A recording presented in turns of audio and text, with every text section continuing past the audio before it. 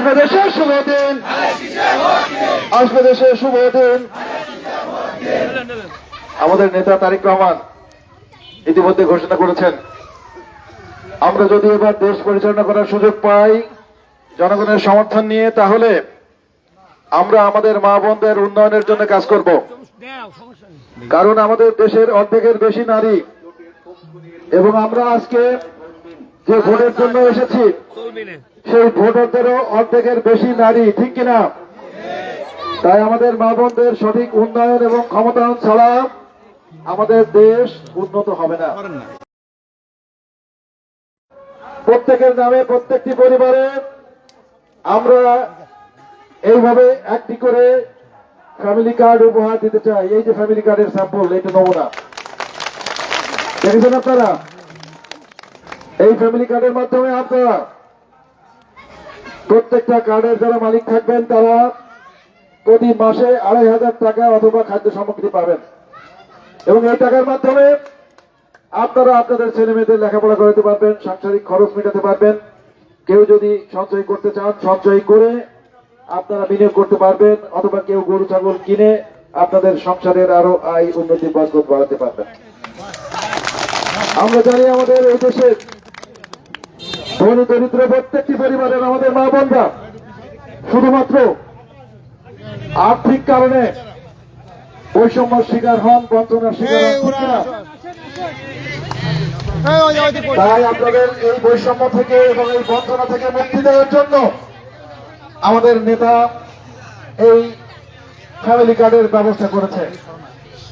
আমরা আরো জানি আমাদের এই সমাজে যার হাতে পয়সা থাকে, যার হাতে টাকা থাকে, সবাই তাকে সম্মান করে, ঠিক কিনা?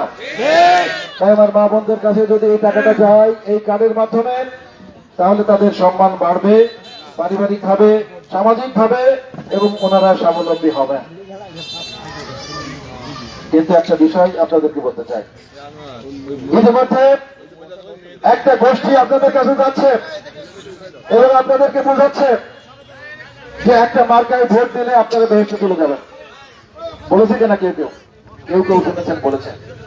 বেহেশতের মালিককে আল্লাহ, দুনিয়ার মালিককে আল্লাহ, বেহেশতে পাঠানোর মালিককে আল্লাহ। মানুষ বেহেশতে পাঠাতে পারে না। যারা বেহেশতে পাঠানোর করে বলে তারা মিথ্যাবাদী, তারা ভণ্ড, তারা প্রলাপ, তাদের কথা আপনারা বিশ্বাস করবেন না।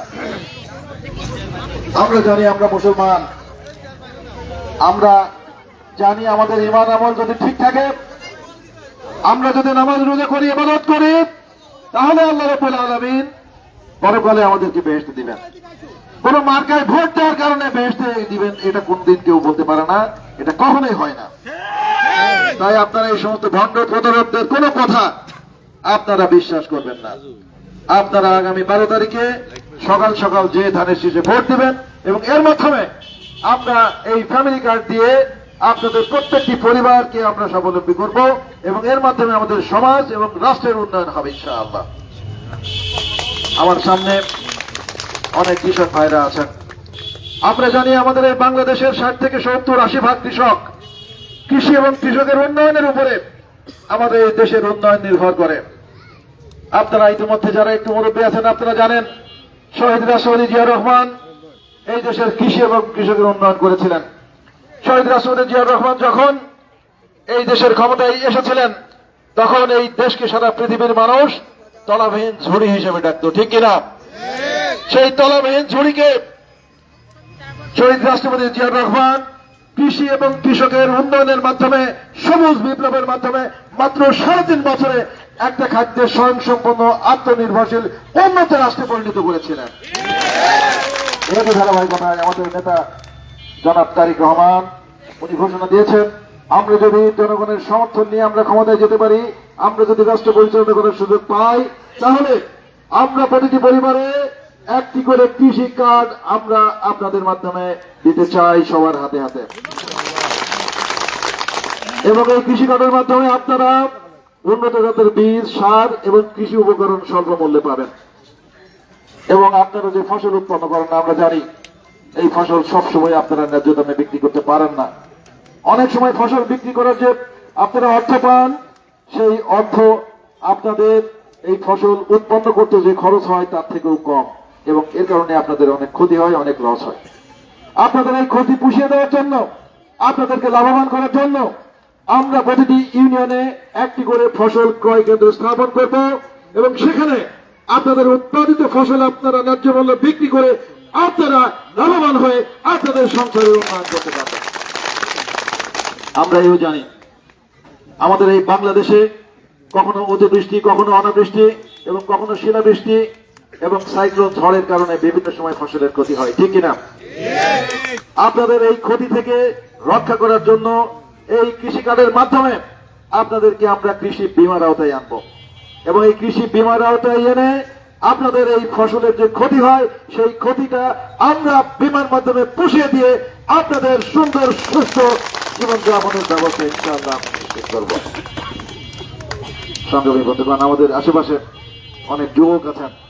এই বাংলাদেশে প্রায় 2.5 থেকে 3 কোটি বেকার যুবক আছে, আপনারা সবাই জানেন। তো আমরা এই বেকার তরুণ যুবকদের আমরা কর্মসংস্থানের ব্যবস্থা করতে চাই। আমরা এই কুষ্টিয়া সহ সারা বাংলাদেশের প্রতিটি এলাকায় আমরা বিভিন্ন ভাষা ইনস্টিটিউট করতে চাই। আমরা চাইনিজ, জাপানিজ, কোরিয়ান ভাষা তাদেরকে শিক্ষা দিয়ে তাদের সক্ষমতা বাড়াতে চাই। আমরা কারিগরি প্রশিক্ষণ দিয়ে তাদের সক্ষমতা বাড়াতে চাই। এইভাবে আমাদের এই যুবকদেরকে আমরা যত দ্রুত সময়ের মধ্যে সম্ভব তাদের দেশে এবং বিদেশে কর্মসংস্থানের আমরা ব্যবস্থা করতে চাই।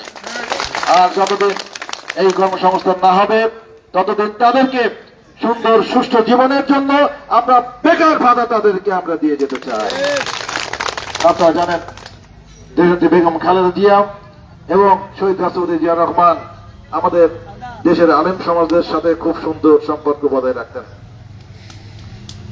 জাতীয় ধারাবাহিকতায় আপনারা দেখেছেন দেশনেত্রী বেগম খালেদা জিয়া যখন ইন্তেকাল করেন ওনার খাটিয়ে বহন করেছেন দেশের প্রথিতযশা আলেমগণ, ডক্টর মিজানুর রহমান আজহারী, আল্লামা মাহমুদুল হকের মতো প্রথিতযশা আলেমগণ দেশনেত্রী বেগম খালেদা জিয়ার খাটিয়ে বহন করেছেন, আপনারা দেখেছেন। এবং দেশনেত্রী বেগম খালেদা জিয়া যখন অসুস্থ ছিলেন এই বাংলাদেশে প্রায় 3.5 লক্ষ মসজিদের প্রত্যেকটা মসজিদে এই আলেম ওলামা খতিব মুয়াজ্জিনগণ দেশনেত্রী বেগম খালেদা জিয়ার জন্য ওনার রোগ মুক্তির জন্য দোয়া করেছেন। এবং উনি যখন ইন্তেকাল করেন ওনার জানাজায় প্রায় 1.5 কোটির বেশি মানুষ উপস্থিত হয়েছিল, কারণ উনি ইসলামের জন্য কাজ করেছেন, ইসলামের প্রসারের জন্য কাজ করেছেন এবং আলেম ওলামাদের সাথে সুসম্পর্ক রাখতেন। এরই ধারাবাহিকতায় আমাদের নেতা দেশ নায়ক জনাব তারেক রহমান ঘোষণা করেছেন আমরা যদি দেশ পরিচালনা করার সুযোগ পাই তাহলে এই সমস্ত আমাদের আলেমে দ্বীন, মুয়াজ্জিন, খতিব ওনাদেরকে আমরা সরকারিভাবে আমরা ভর্তুকি দিয়ে তাদের সম্মানী দিয়ে তাদের ভাতার ব্যবস্থা আমরা পার্মানেন্ট করবো ইনশাআল্লাহ। এইভাবে আমাদের আলেম ওলামাদের ভাগ্য উন্নয়ন, আমাদের মা বোনদের আমরা স্বার্থ সংরক্ষণ, আমাদের কৃষক ভাইদের আমরা আর্থিকভাবে উন্নয়ন এবং তরুণ বেকার যুবকদের কর্মসংস্থান সৃষ্টির মাধ্যমে আমরা আমাদের দেশের জন্য কাজ করতে চাই, দেশের উন্নয়ন করতে চাই এবং আমাদের বাংলাদেশকে পৃথিবীর মধ্যে একটা অন্যতম শ্রেষ্ঠ সম্পদশালী ধনী রাষ্ট্র আমরা গড়ে তুলতে চাই। আমরা বলতে চাই আমাদের এই উন্নয়নের মাধ্যমে আমাদের মুক্তিযুদ্ধের চেতনা, স্বাধীনতার অঙ্গীকার, শোষণহীন ন্যায় ভিত্তিক আদর্শ একটা রাষ্ট্র আমরা গড়ে তুলতে চাই। এবং এই জন্য আবারও আপনাদের বলতে চাই আপনারা আগামী 12 তারিখ ধানের শেষে ভোট দিবেন এবং ধানের শেষে ভোট দেওয়ার মাধ্যমে আমাদের রাষ্ট্রকে পৃথিবীর মধ্যে একটা অন্যতম শ্রেষ্ঠ রাষ্ট্র হিসেবে গড়ে তোলার অঙ্গীকার ব্যক্ত করে আমার বক্তব্য শেষ করছি। সবাই ভালো থাকবেন।